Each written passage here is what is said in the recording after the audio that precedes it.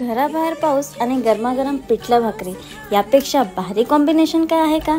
सर्वप्रथम 1 वाटी बेसन आणि थोडे पाणी घालून घट्ट बॅटर तयार करा. मग कढईमध्ये तेल गरम करून त्यात कढीपत्ता, जिरे, मोहरी आणि 3 ते 4 चिरलेल्या हिरव्या मिरच्या घालून मस्त फोडणी द्या. आता त्यात बारीक चिरलेला कांदा टाकून गुलाबी होईपर्यंत परता. मग हिंग, हळद घालून थोडं परतवा आणि त्यामध्ये थोडे पाणी घालून चवीनुसार मीठ टाका आणि पाण्याला उकळी येऊ द्या. पाण्याला उकळी आली की तयार केलेलं बेसनाचं बॅटर सावकाश कढईमध्ये ओता आणि सतत ढवळत राहा, म्हणजे गाठी होणार नाही.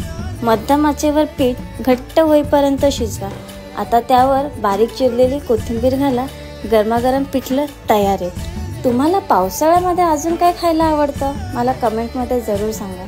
गरमागरम पिठलं, भाकरी आणि कांद्याची चटणी, वा, अजून काय हवे?